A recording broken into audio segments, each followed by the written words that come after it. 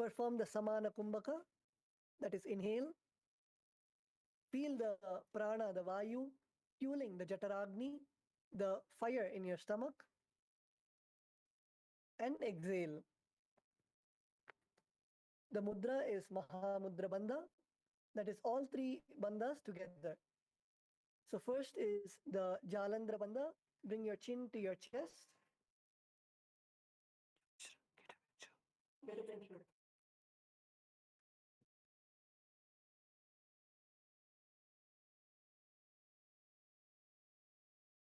The first is the Jalandhara Bandha, bringing your chin to your chest. Second is Bandha, pulling your stomach in and up. Third is the Mula Bandha, contracting your perineum. And the japa is Soham. पूरब विधि परियागानैनी चौहोई कहूनी पनास्यो लगाई हाथ आगाने धरती लगावे पसारी दो हाथ की अंजुलि करे भूयडी परि लगावे दृष्टि नासा अग्र आसन कौगुन शरीर बता जाई.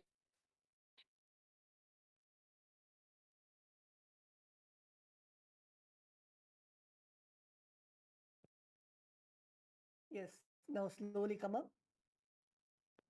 Come back to a seated position.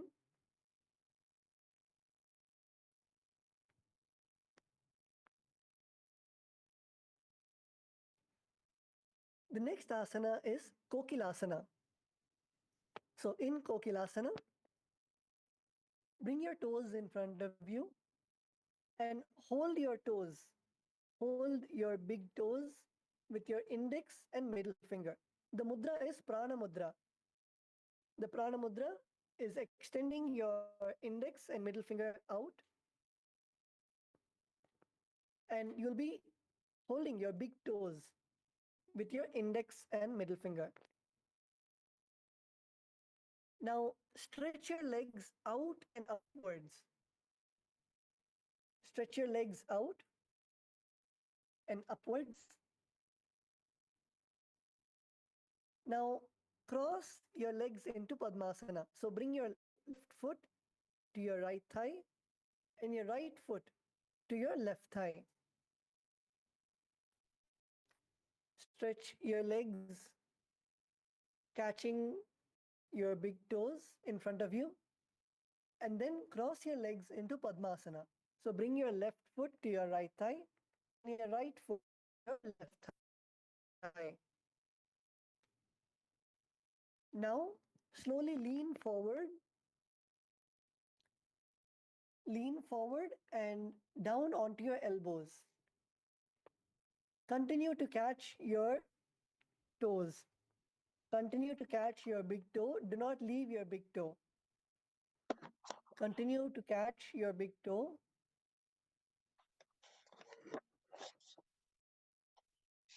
Lean forward onto your elbows.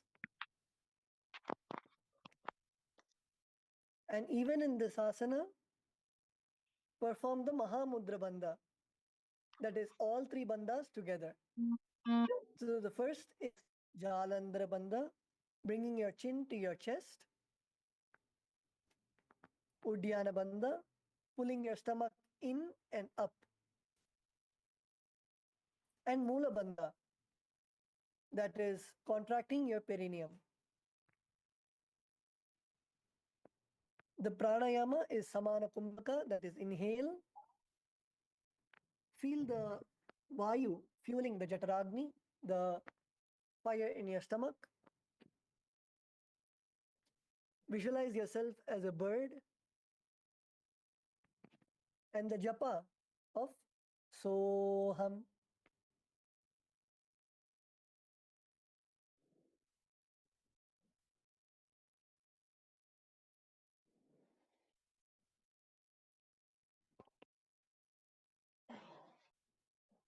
आतान्यदासनं वक्षे येन सिद्धो भवेत् आकाशवायुसञ्चारं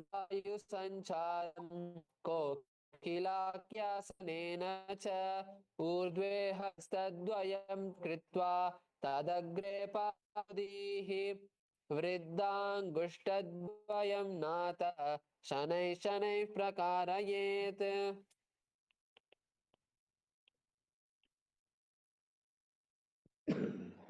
Now relax. Slowly come up. The next asana is Nithyananda. So come back to a seated position in Sukhasana. Comfortable seated position. So from Sukhasana, place one ankle on your opposite knee. Place your ankles on your knees, on your opposite knees, and hold your opposite elbows. Use your hands to hold your opposite elbows. Engage all the three bandhas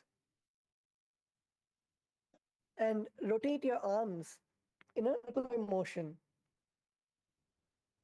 Rotate your arms in a circular motion. So make big circles with your hands. Engage all three bandhas.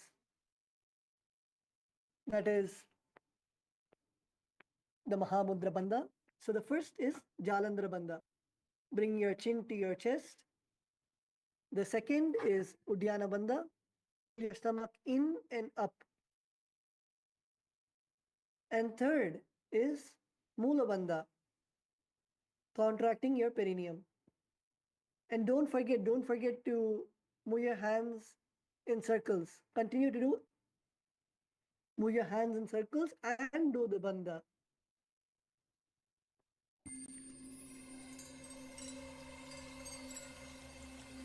I welcome you all with my love and respect. Let you all open all your three eyes. Om Nithyananda Paramashivoham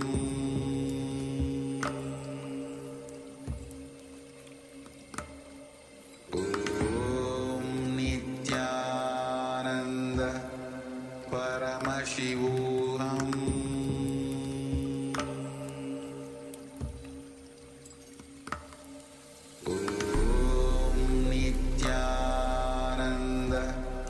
Paramashivoham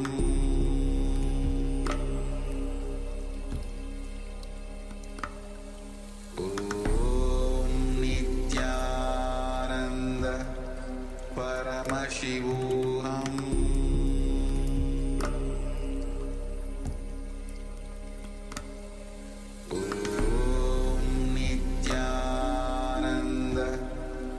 Paramashivoham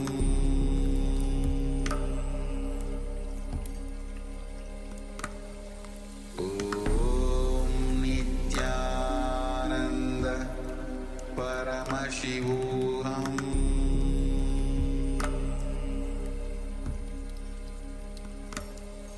Om Nithyananda Paramashivoham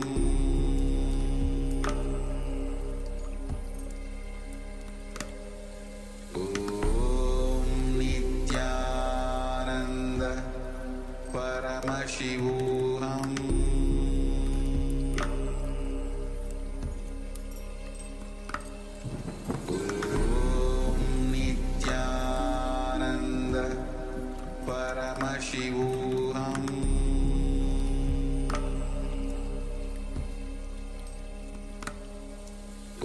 Om Nithyananda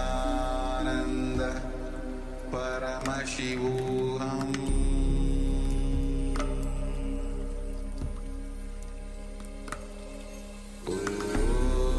Nithyananda Paramashivoham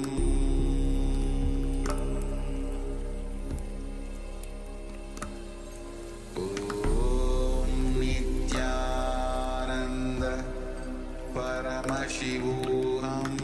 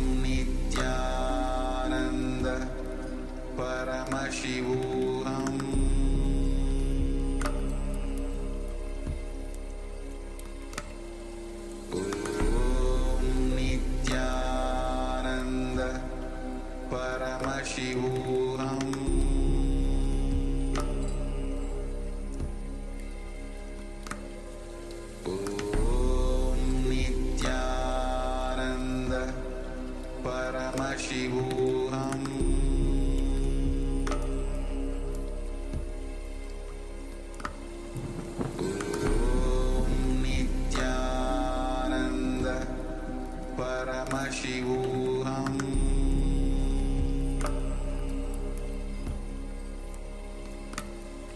Om Nithyananda Paramashivoham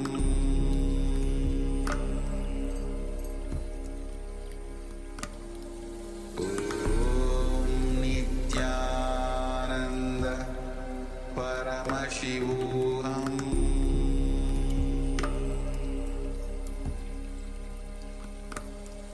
Om Nithyananda Paramashivoham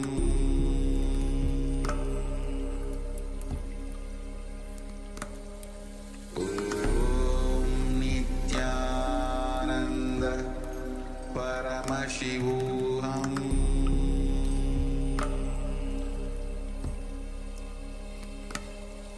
Om Nithyananda Paramashivoham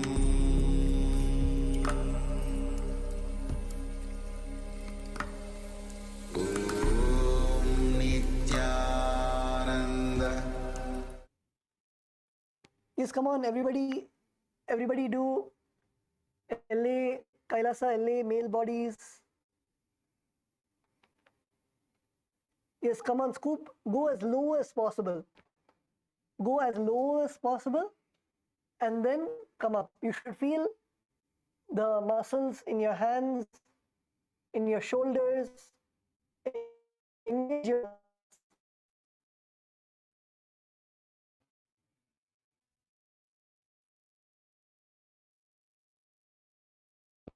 visual as an elephant. In this asana, performing two bandhas. That is the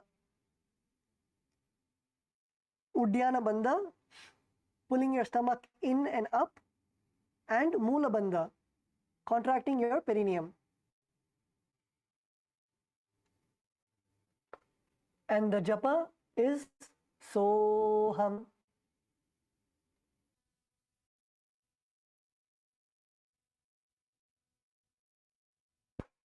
नुज्यं पादाग्रे भूमौ कृत्वा लम्बीभूय मस्तकाग्रे निधाय नितम्बं मूर्धमुन्नमय्य नाभिलक्ष्यं भूमौ नासिकामानीय हस्तदलपर्यन्तं इत्थं पुनः पुनः कुर्यात् गजासनं भवति.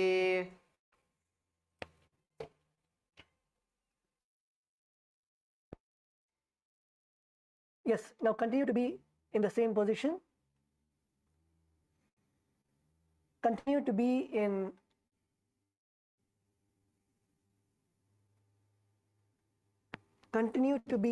Gajasana. The next asana is Rikshasana. So in Rikshasana, you will continue to be in Gajasana, and in your legs, you will be pressing your alternate heels to the ground. So bend one foot, and the other press onto the ground, and then interchange.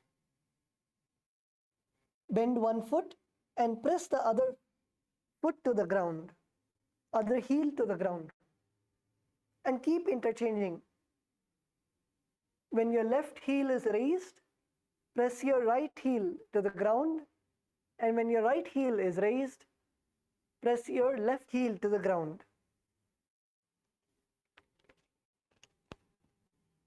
Repeat this again and again.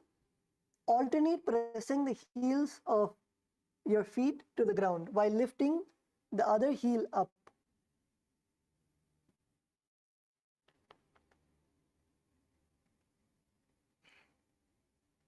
Visualize yourself as a bear. Visualize yourself as a bear. Perform the Samana Kumbhaka. That is, inhale. Feel the air filling your Jataragni, your stomach. And then exhale. And in this asana, also we'll be performing two bandhas. That is the Mula bandha and Uddiyana bandha. The Mula Bandha is contracting your perineum, and Bandha is in and up.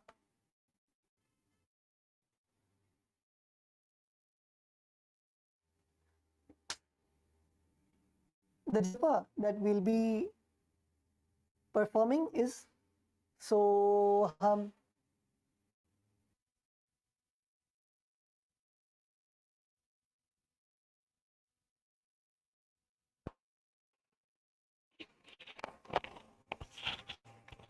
गजासन संस्थितौ एकैकं पादमाकुञ्च्य गजासनं कुर्यात् त्रिक्षासनं भवति.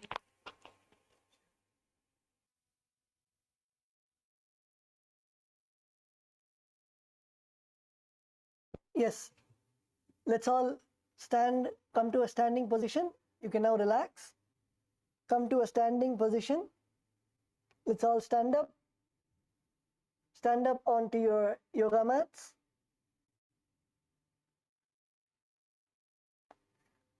The next asana is Vaishyasana.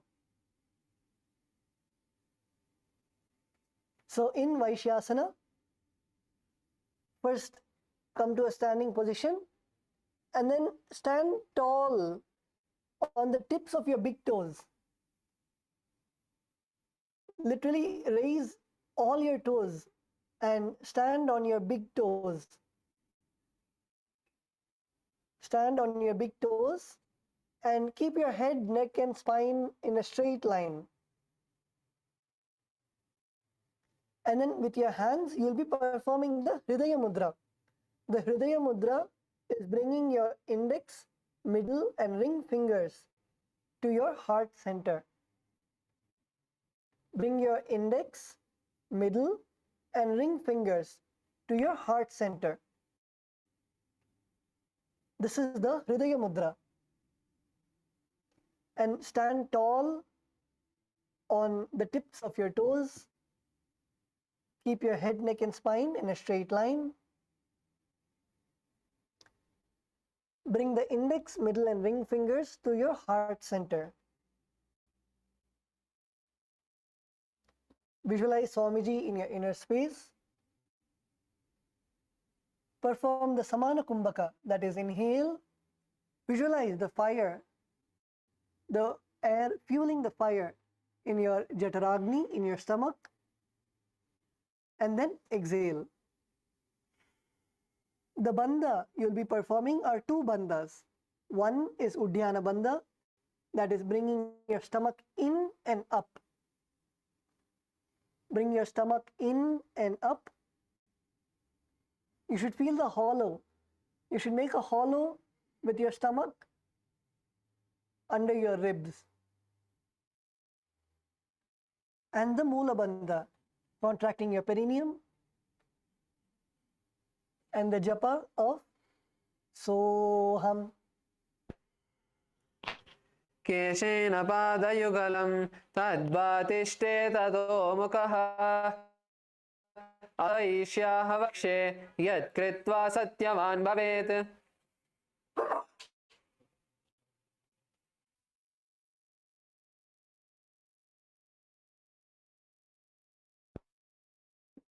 Now relax.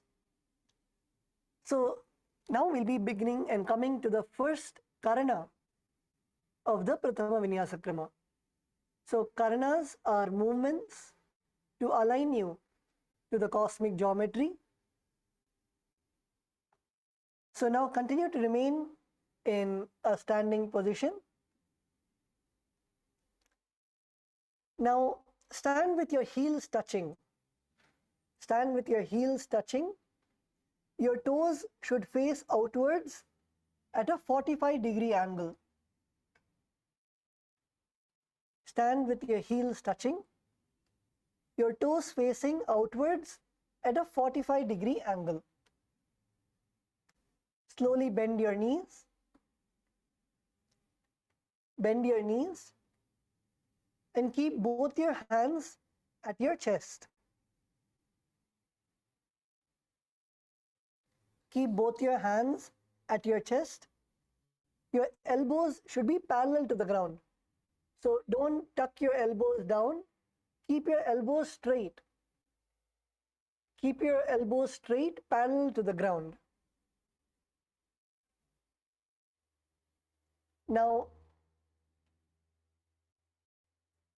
twist one knee towards the center and raise it up to your stomach and back across the body to the original position.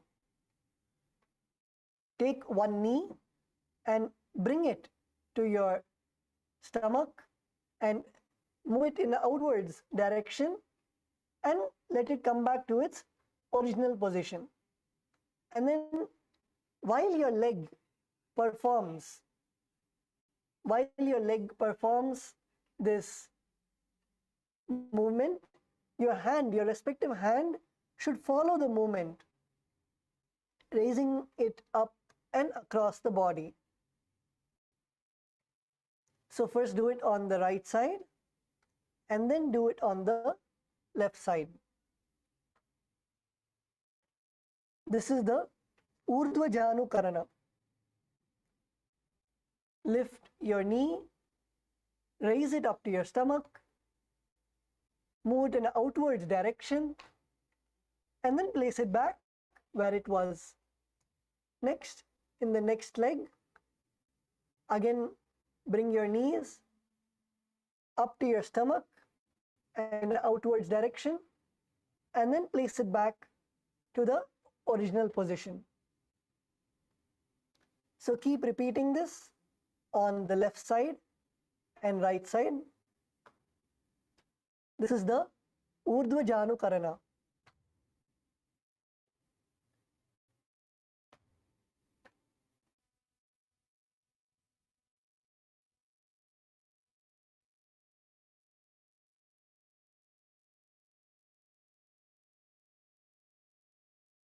Now relax.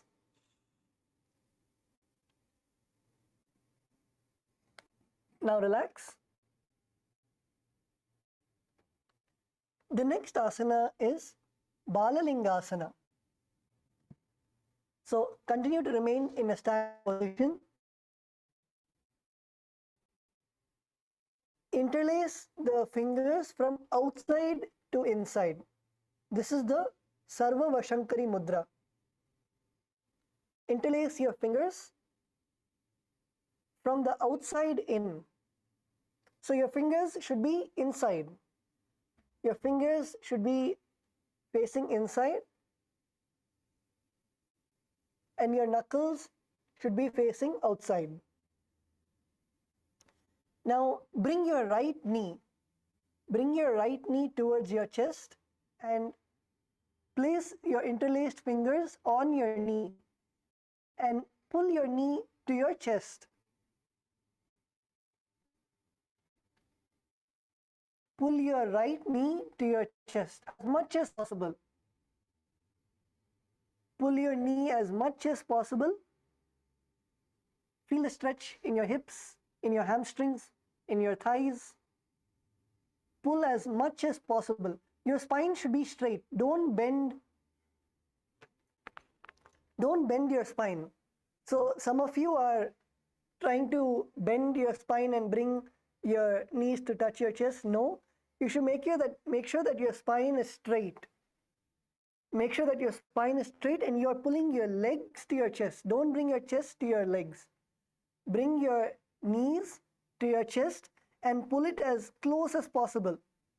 Pull it as close as possible. So even if you're somewhere here, even if you're able to pull only this much, slowly pull. Use your hands and pull your thighs and knees closer and closer to your body.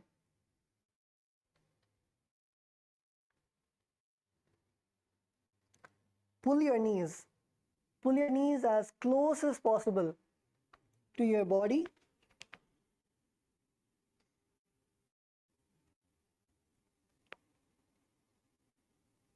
And of course, hold your balance. Don't fall down. Hold your balance.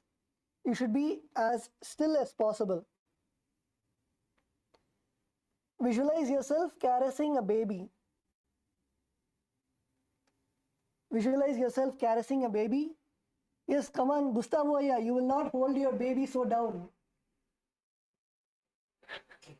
You need to keep your knees as close as possible to your chest. You will not hold your baby next to your waist. Visualize your knees as your baby and pull your knees to your chest as much as possible.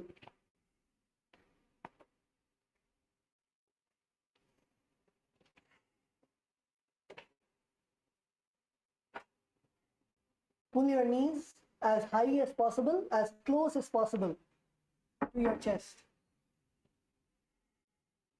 So we are still doing it on the right leg. Do not switch your legs.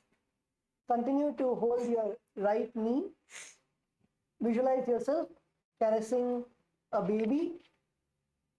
Perform the Samana Kumbhaka. That is, inhale, feel the air, fueling your Jataragni, your fire in the stomach, and then exhale.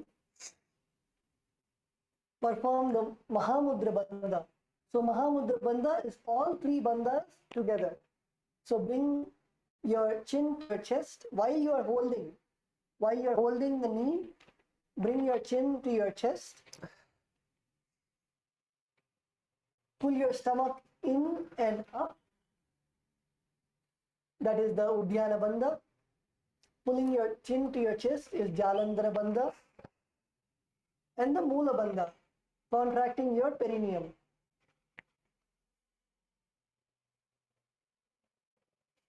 The japa is Soham. एकं जान उरसि आलिङ्ग्य स्थातव्यं बाललिङ्गनं भवति. Yes, now relax. Now relax.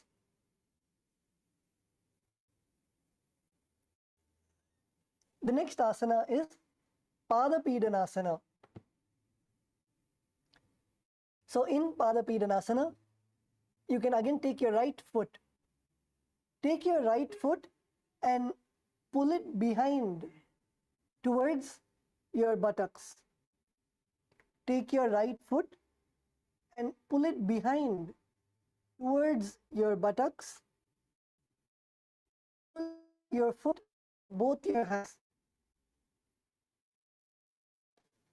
Hold your foot with both your hands and bring it as close as possible. Your heels should be touching your buttocks. Keep your head, neck and spine in a straight line. Keep your head, neck and spine in a straight line. And engage all three bandhas again. So all three bandhas is called the Mahamudra Bandha. So the first is Jalandhara Bandha, that is bringing your chin to your chest. The next is Uddiyana Bandha, pulling your stomach in and up. The third is Moola Bandha, contracting your perineum. Keep your gaze fixed. So when you are performing the Jalandhara Bandha, you can look at the ground in front of you. Fix your gaze. So you have balance, you don't lose balance. Fix your gaze. And also keep your knees together. Keep your knees together. Don't keep your knees apart. Make sure that your knees are as close as possible. And your knees should be together.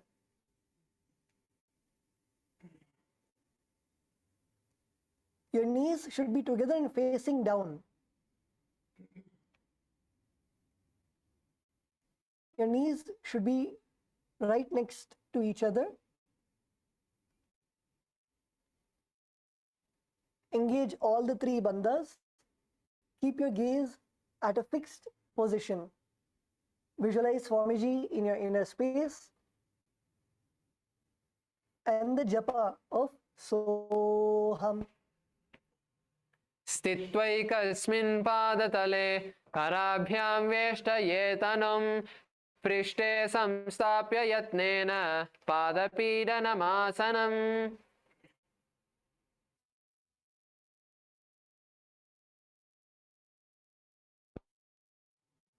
Now relax. The next asana is Natarajasana. So in the Natarajasana, now with your right hand, hold your right foot behind you.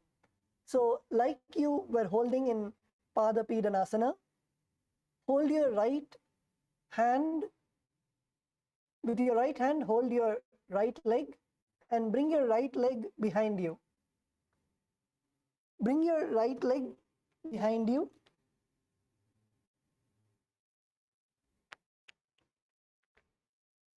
Bring your right leg behind you and slowly extend your left hand in front. While you are bending forward, lift your right foot behind you. Bend forward, extend your left arm in front of you as straight as possible. Catch your right leg with your right hand and pull it up to the sky. Pull your feet up to the sky. And your left leg should be straight. Keep your left leg straight. Your right leg up to the sky.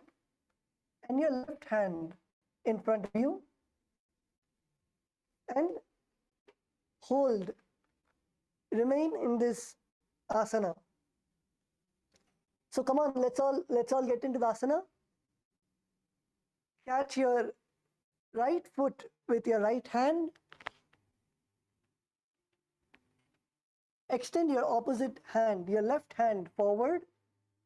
And the mudra that you'll be performing is Bindu Mudra.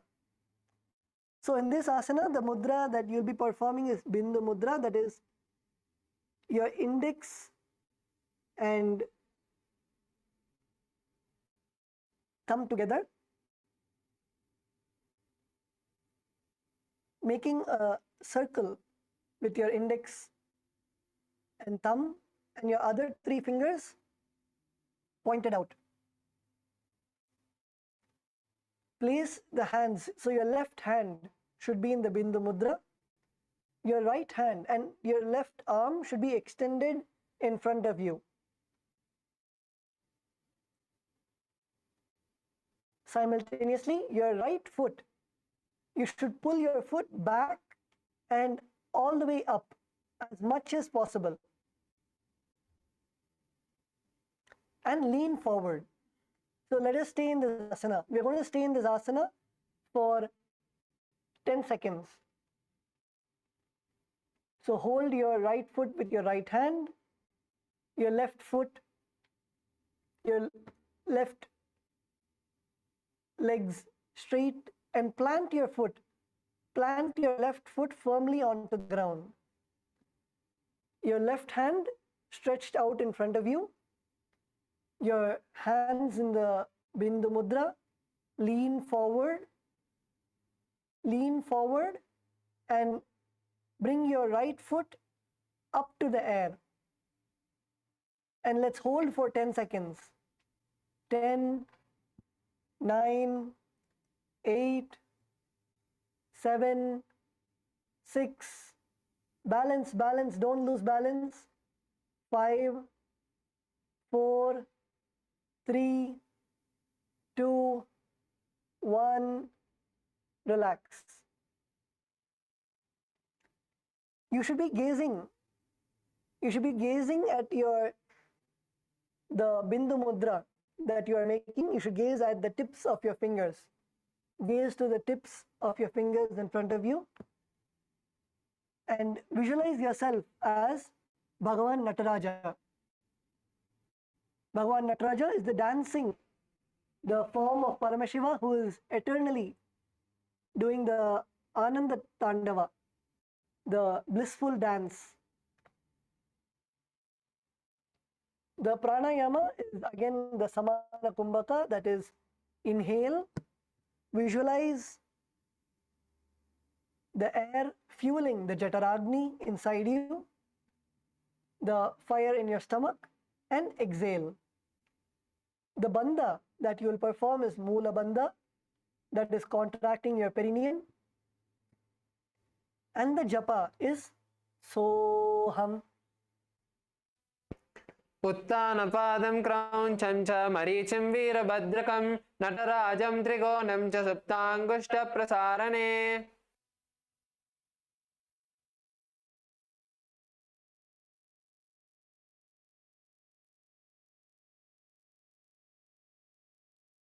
Yes, now relax. Relax and come back to a standing position. Come back to a standing position. Now we'll be repeating the asanas on the left leg. The 3 asanas that we just did, we'll be repeating on the left leg. So the first asana is Balalingasana. So again, perform the Sarva Vashankari Mudra. Sarva Vashankari Mudra is interlace your fingers from outside in. So your fingers will be facing towards you and your knuckles will be facing outwards. Now with the Sarva Vashankari Mudra, your left knee. Hold on to your left knee and pull your legs, pull your knees towards your chest. Pull your knees towards your chest. Keep your spine straight. Do not bend your body forwards. Keep your spine as straight as possible. Keep your spine as straight as possible. Visualize yourself caressing a baby.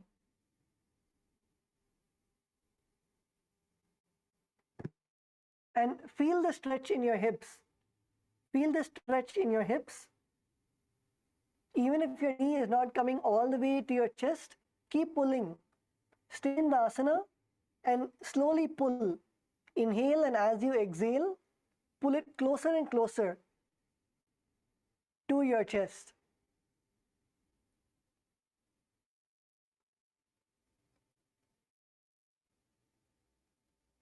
And the pranayama is the samana kumbhaka, that is, feel the vayu fueling the fire, the jataragni, and exhale. The bandha that you'll be performing is Mahamudra bandha, that is all 3 bandhas together.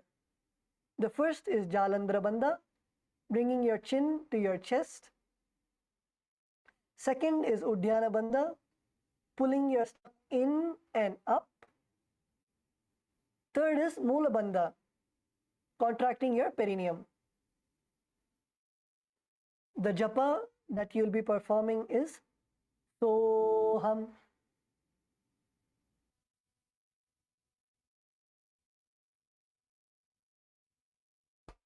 एकं जानुरसियालिङ्ग्य स्थातव्यं बाललिङ्गनं भवति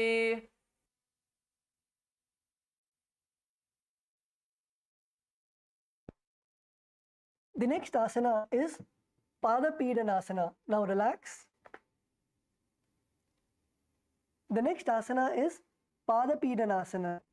So in Padapidanasana, now last time we did it with our right foot. Now take your left foot behind. Take your left foot and pull it behind towards your buttocks. Hold your left foot with both your hands. Hold your left foot with both your hands behind you. And keep your knees together. Tattva Maharaj is saying some of you are keeping your foot behind you, but you're keeping your knees forward. Don't keep your knees forward. Make sure that your knees are together. Place your knees together and your foot should be in your behind. And catch your left foot with both your hands. Catch your left foot with both your hands. Keep your head and spine in a straight line. Feel the stretch in your thighs. You should feel the stretch happening in your thighs.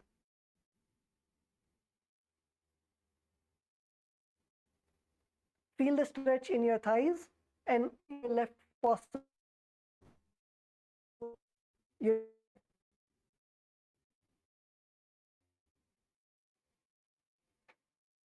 Visualize Swamiji in your inner space.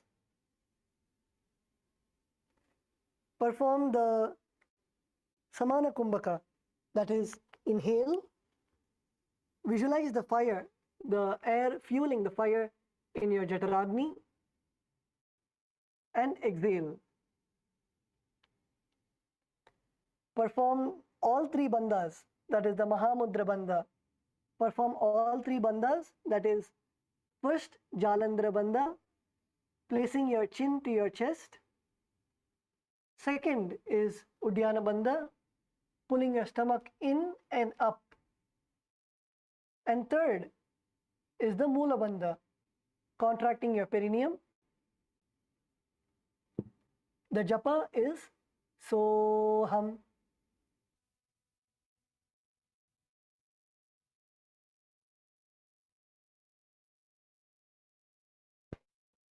स्थित्वैकस्मिन् पादतले कराभ्यां वेष्टयेतनुं पृष्ठे संस्थाप्य यत्नेन पादपीडनमासनम्. Now relax.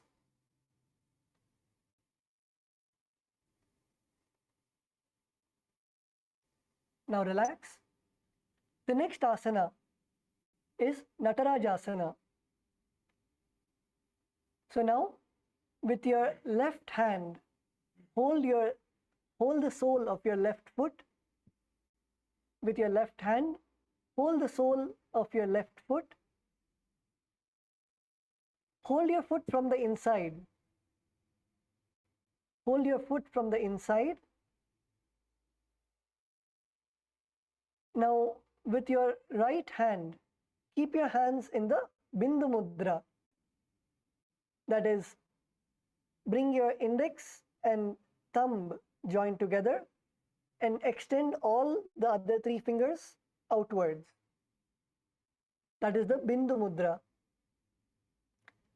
Extend your right hand forward in front of you in the Bindu Mudra. Now slowly lean forward. Lean forward and kick and pull the left foot back. Pull the left foot back and up.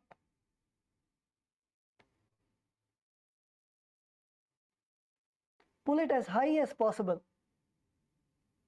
Pull your foot as high as possible. Pull your foot as high as possible. And you can lean forward. So catch your left foot with your left hand and extend your right hand in front of you. And then pull your left foot. Lean forward and pull your left foot. Slowly pull it more up. Slowly pull it higher and higher so that your feet, and it should actually be raised as high as possible.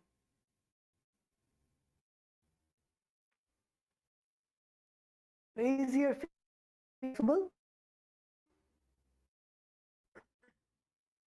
And let's hold in this asana for 11 seconds.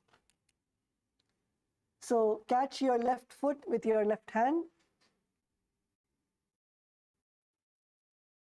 Keep your right hand in Bindu Mudra and extend it in front of you. Now lean forward and pull your left foot as high as possible. And let's hold. 11, 10, 9, 8, 7, 6. Keep holding, keep your balance, don't fall down. 5, 4, 3, 2, 1, relax.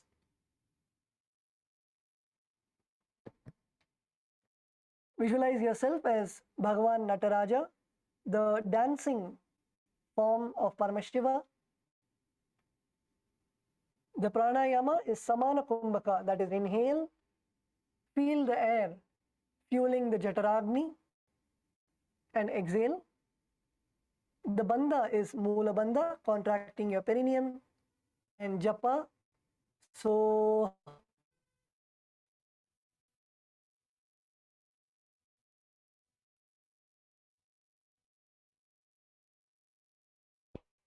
उत्तानपादं क्रौञ्चं च मरीचिं तकं नटराजं त्रिकोणं च सुप्ताङ्गुष्ठप्रसारणे.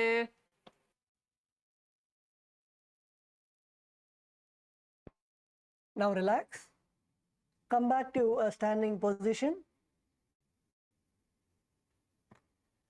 So now we are going into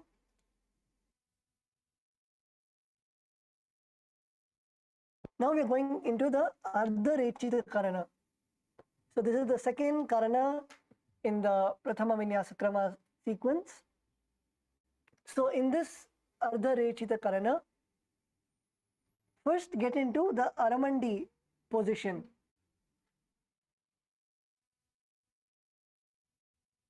So the Aramandi position is keep your heels together, stand with your heels together, your toes pointing out in like a 45-degree angle, and bend your knees.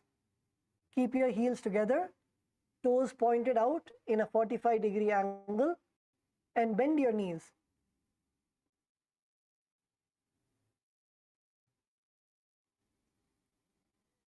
Take your right foot and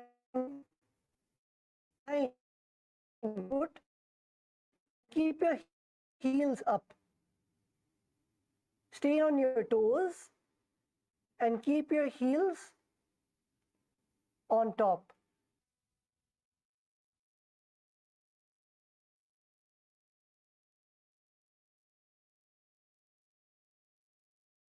Keep your right foot behind your left foot, down, and your heels up. So your left foot will still be in Aramandi. Your left foot will still, your heels will be down and will be a 45-degree angle. Your right foot, you will bring your right foot behind your left foot and stand on the toes with your heels facing up. Now, keep your left hand at your chest. Keep your left hand at your heart center and extend the opposite arm out and wide like a pendulum. Extend your right arm and bring it back to your chest like a pendulum.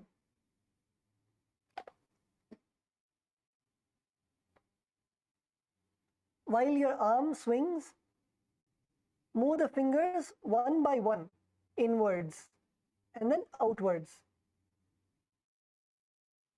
The movement should be as subtle as possible. So your fingers, when your arm goes out, your fingers should point outwards. When your arm comes in, bend your fingers one by one towards the palm.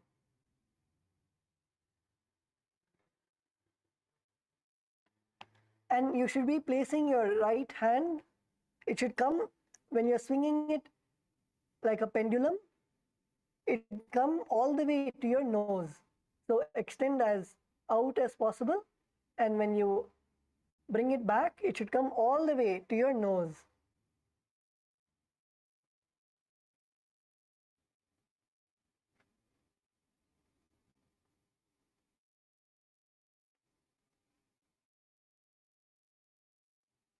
Yes.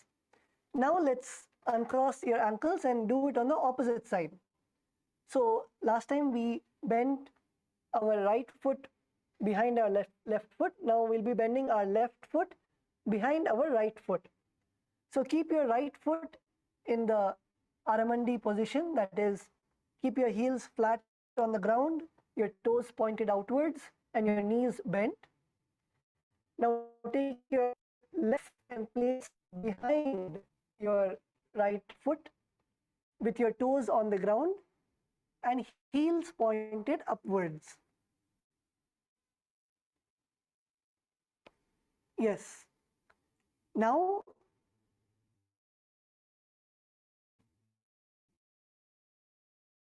your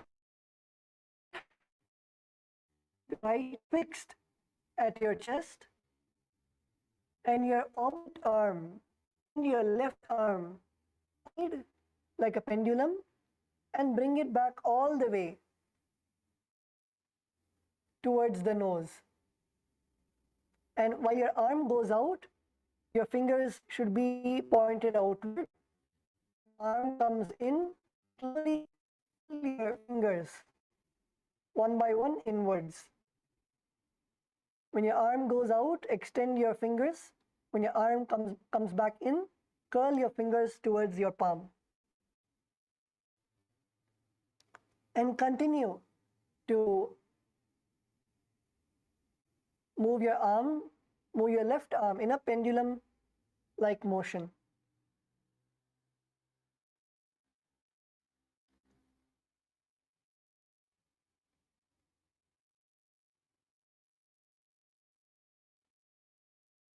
Yes, now relax.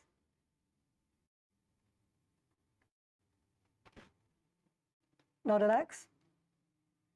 I'm sure many of you missed the skeleton dance today. So now we are finally in the skeleton dance of the Prathama Vinyasa Krama. So stand on your mats. Visualize yourself just as a pile of bones. Visualize yourself just as bones, as a skeleton, without any flesh, without any skin, just bones. And now shake your body intensely. Shake your body intensely, loosening all the joints. Shake your body intensely, loosening all the joints. Your shoulders, your elbows, your wrists, your fingers, your neck, your hips, your knees, your ankles. Move all your joints. And let's begin the skeleton dance.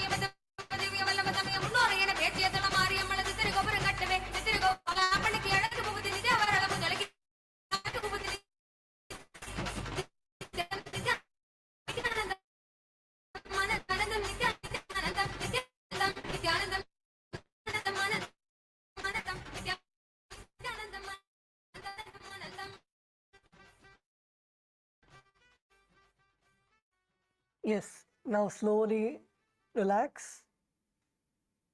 Slowly relax. Continue to remain in a standing position. Take deep breaths. Inhale and exhale. You should exhale all the way up to your knees. Inhale from your knees and exhale to your knees. Your breathing should be that deep during the whole Nithyananda Yoga. Breathe from your knees. Inhale as deep as possible and exhale as intense as possible.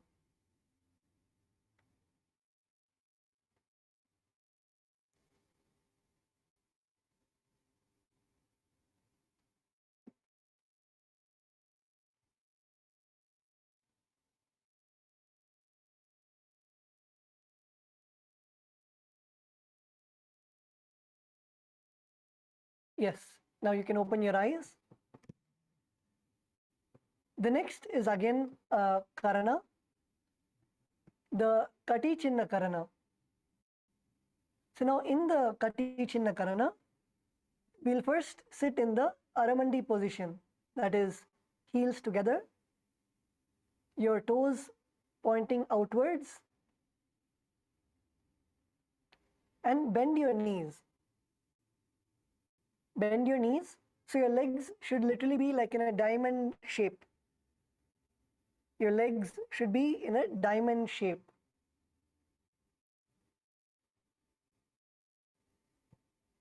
Now, bring your hands above your head with your arms crossed and your palms facing backwards.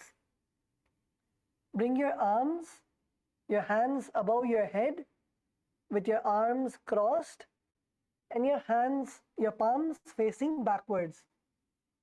Now, move the hips to one side and simultaneously uncross the arms wide above your head. And then come back to the beginning position and then repeat on the other side.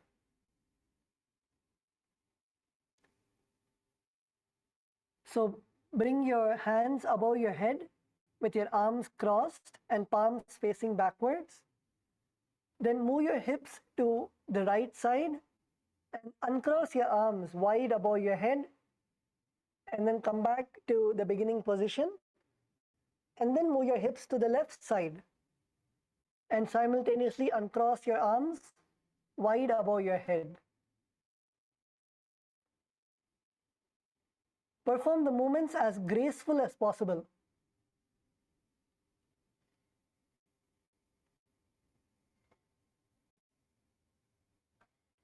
Perform the movements as graceful as possible.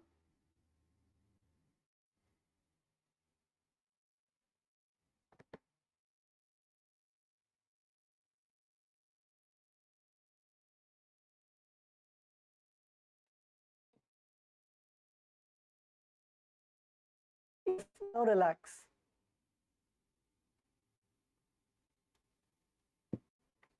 The next asana is the Tadasana. So now continue to stand and stand tall. Stand tall on the tips of your toes. Stand tall on the tips of your toes and raise your hands above your head. Raise your hands above your head and place your arms beside your ears. Raise your hands above your head and place your arms beside your ears. Stand on your toes. Stand on the tips of your toes. Visualize yourself as a palm tree. Visualize yourself as a palm tree. Perform the Samana Kumbhaka, that is, inhale, feel the prana going to your Jataragni, fueling your Jataragni, the fire in your stomach, and then exhale.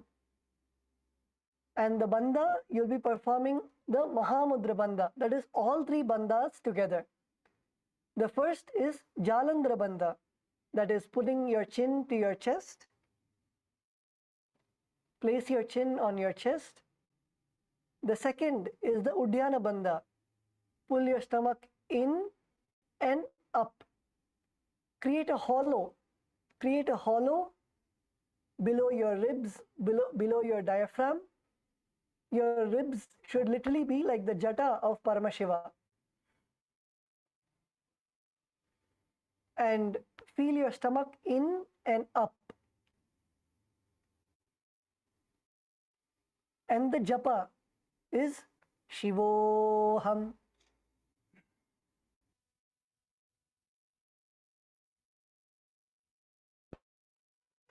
महामुद्राबद्धकोनौ ताडासनविभेदकान् विनोतानं सदा कुर्यात् अन्तर्वत्नीपतिप्रिया.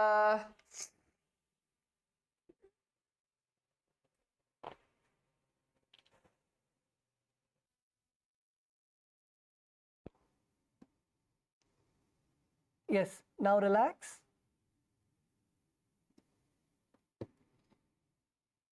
The next asana is Uttanasana. So in the Uttanasana, continue to remain in a standing position. Now lean forward. Lean forward as down as possible, bringing your hands flat on the ground. Engage all the three bandhas and bring your forehead towards the knees. This is the Uttanasana. So, yes, come on, let's all now perform the Uttanasana. So, from a standing position, you can raise your hands above your head like Tadasana and then bend forward from your hips. There's a difference in bending forward from your back. If you round your back and bend forward, it'll be difficult for you to actually go down and bring your head to your knees. So do not bend like this. Stand straight and from your hips, bend from your hips. Keep your back as straight as possible and bend from your hips all the way down. Bend from your hips as much as possible and keep your hands on the ground and your forehead towards your knees.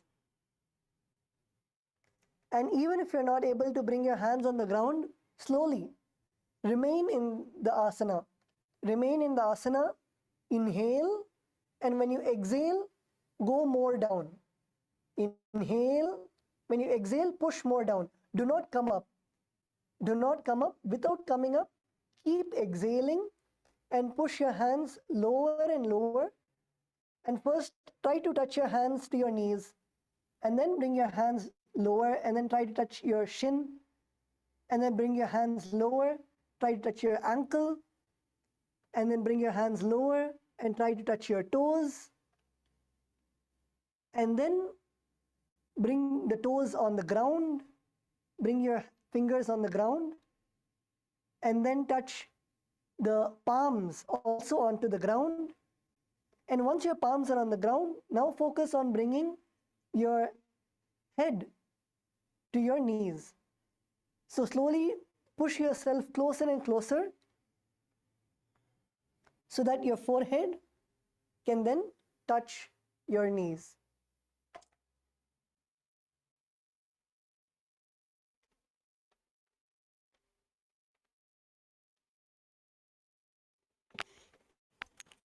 Let's all get into the asana. Yes. Debima, wonderful.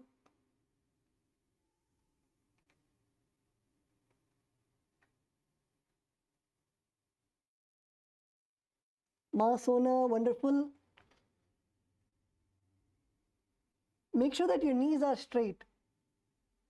Make sure that your knees are as straight as possible. Feel the stretch. Feel the stretch in your hamstrings.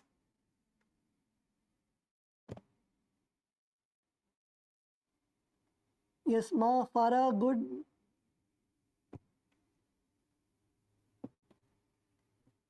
Kailasa, LA, male bodies. Sandeepaya, come on, pull your bend as much as possible. Yes, you can even bounce. Yes, Sandeepaya, that's good. You can even bounce, and while bouncing, try to bring your hands closer and closer to your feet.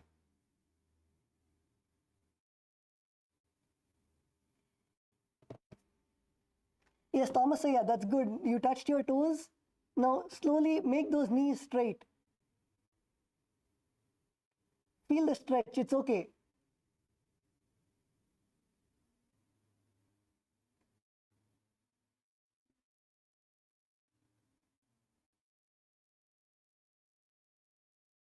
Kailasa, Bolivia, male bodies. Where is Gustavo here? Yes, Gustavo here. Come on, get into the asana.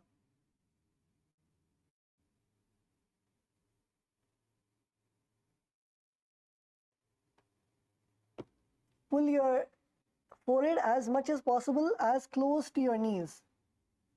And you can keep bouncing till you stretch your hamstrings, loosen up your hamstrings.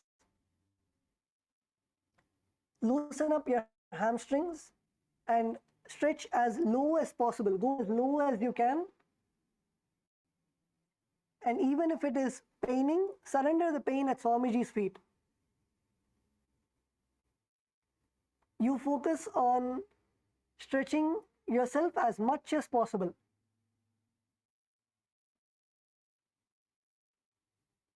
In this asana, visualize Swamiji in your inner space. Perform the Samana Kumbhaka, that is, inhale. Feel the prana, the vayu going to your Jataragni and fueling your Jataragni. Feel the fire in your stomach. And then exhale. The bandha is Mahamudra bandha, that is all three bandhas together. So even in this asana, bring your chin to your chest. Your chin will actually already be in your chest. And pull your stomach in and up. If you pull your stomach in and up, you can actually go more lower. Pull your stomach in and up. In the Uddiyana Bandha, placing your chin to your chest is Jalandhara Bandha. Pulling your stomach in and up is Uddiyana Bandha. And Moola Bandha, contract your perineum. And perform the japa of Shivoham. Mahamudra Baddha Kono Tadasana Vibhedakan Vinotanam Sada Kurya Tantarvatne Pati Priya.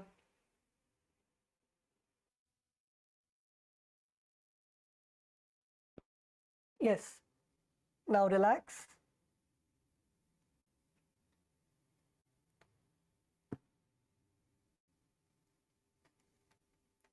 Now relax. The next asana is Tarakshvasana. So in Tarakshvasana, come on to your hands and knees, bend down, come on to your hands and knees. So keep your hands in the shoulder width apart. Keep your hands in a shoulder width apart and extend your legs behind you. Extend your legs behind you and stand on your toes. Keep your toes on the ground and keep your whole body straight. Keep your whole body straight. Make sure that you're not arching your back down.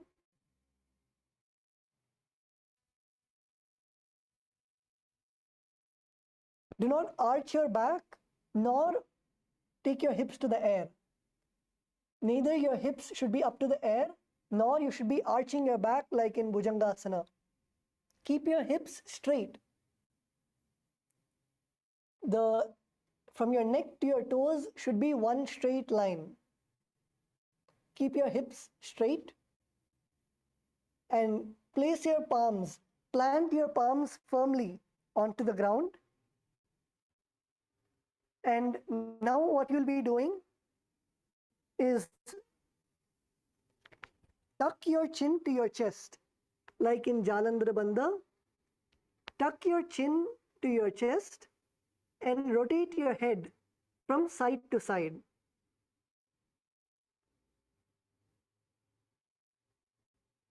Tuck your chin to your chest and rotate your head from side to side.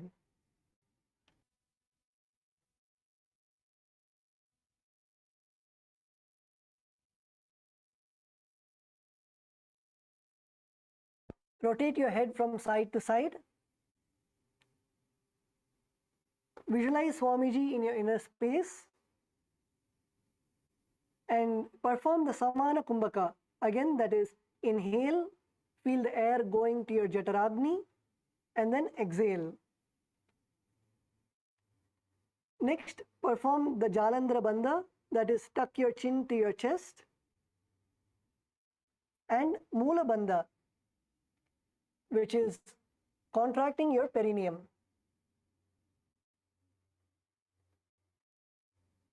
Continue to rotate your head from side to side. So your chin should come to your right shoulder, and then your chin should come to your left shoulder. Rotate your head from side to side. And the japa is Shivoham.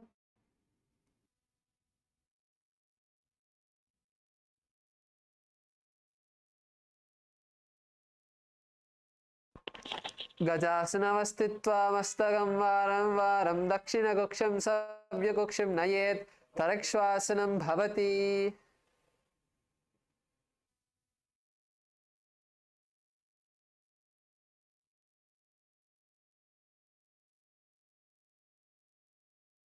Yes. Now relax and come drop yourself onto the ground. Drop your whole body onto the ground. The next asana is Bhujangasana. So lower your entire body on your stomach. Lay on your stomach. Now keep your toes pointed backwards and place your hands next to your chest. Bring your palms, place your palms next to your chest and raise your head up using the strength of your lower back. Do not use your hands. Do not use your hands. Using the strength of your lower back, contract your lower back and lift your head as high as possible. Lift no higher than your belly button off the mat. Your stomach should remain on the mat. Only your chest should go up. As much as possible you can lift with your lower back, you should lift. Do not lift with your hands. Your hands are just there for support. Do not press your hands and try to lift your whole body up. Keep your hands on the floor and lift your body, lift your upper body with the strength of your lower back. Now, visualize yourself as a cobra, as a snake. Visualize yourself as a cobra. And the mudra that you'll be performing is the Bhujangani mudra. The Bhujangani mudra is open your mouth wide and inhale through the hollow of your throat. Open your mouth wide and inhale through your throat.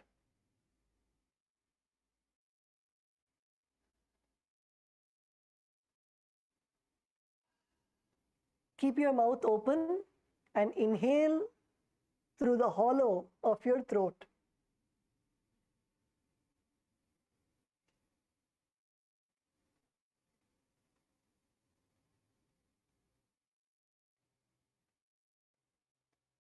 Continue to remain in the Bhujangasana.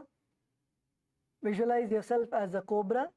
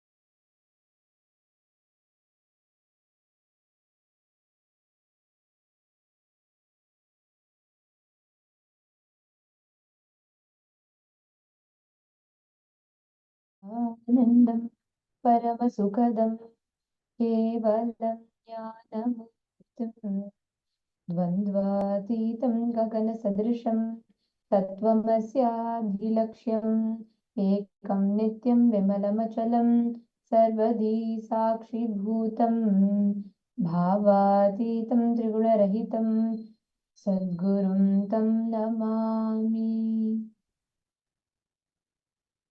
Nithyanandam, Nithyanandam everyone, Nithyanandam to all the participants. We welcome all of you for the second day of Paramashivoham Level 3. How are each of you doing? Nithyanandam, welcome to all the participants.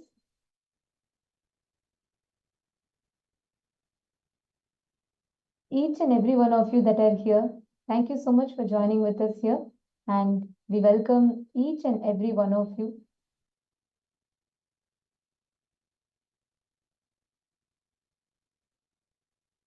Deegzwan Shen, Ma Wong Kalili, Ma Lizzie Wong. Actually, today is a very beautiful day because today we are all going to be learning about how to we are going to be learning about how to manifest Devi Parashakti.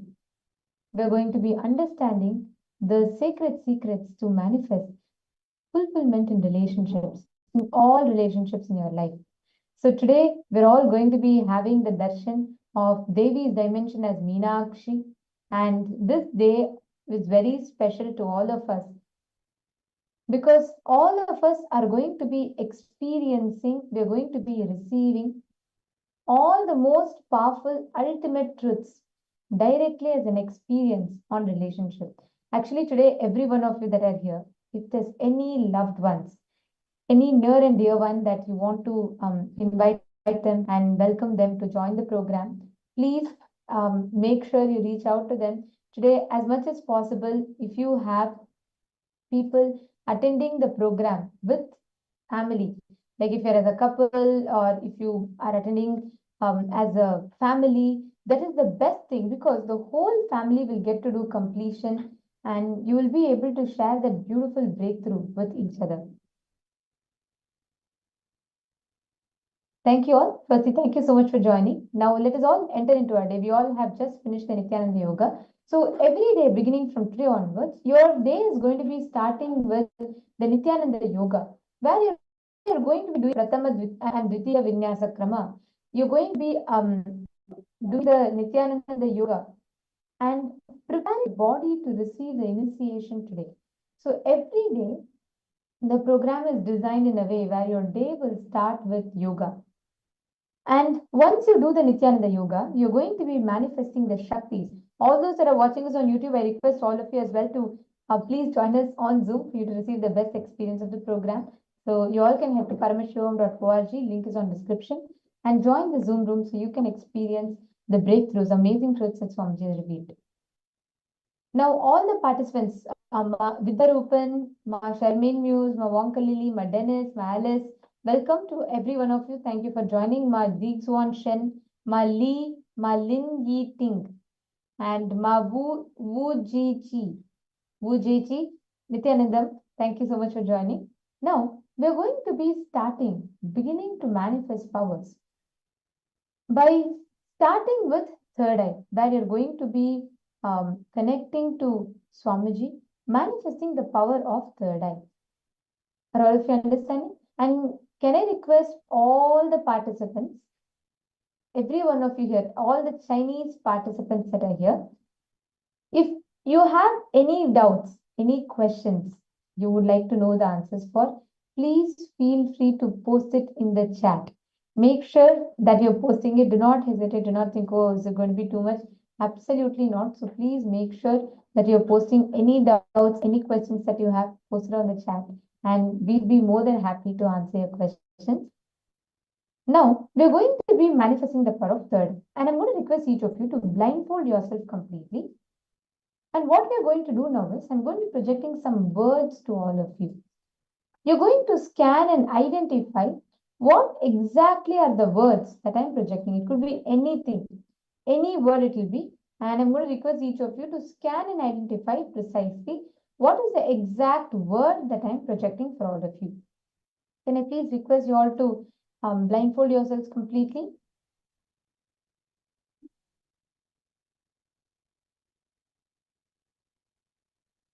Please take a few minutes. Please blindfold yourselves. Tie your eyes entirely.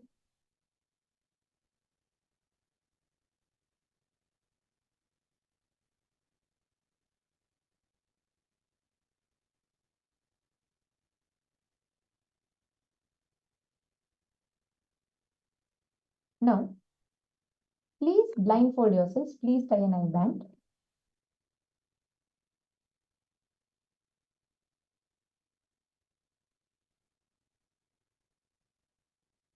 Now, I'm going to request all of you to try and identify the color that you are seeing through the third eye. I'm going to be projecting a color, shape, and a word. So I'm going to request you all to identify firstly what is the color that I'm projecting to you. Okay, and do not open your eyes. You're going to have your eyes closed. Scan through the third eye and identify. Please chant the Mahavakya. Nithyananda Paramashivoham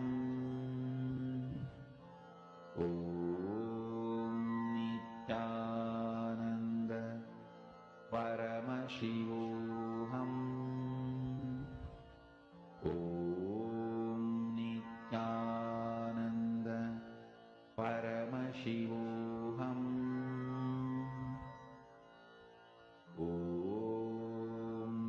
Nithyananda Paramashivoham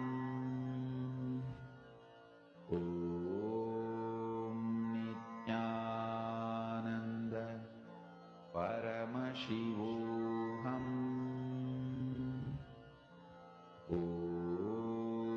Nithyananda Paramashivoham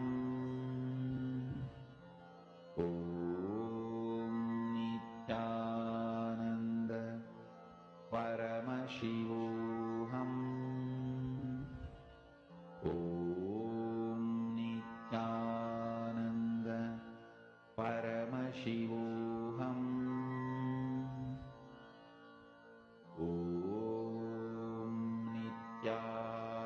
Nithyananda Paramashivoham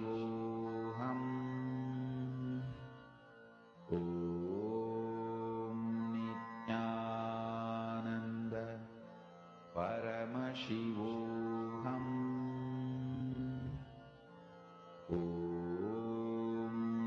Nithyananda Paramashivoham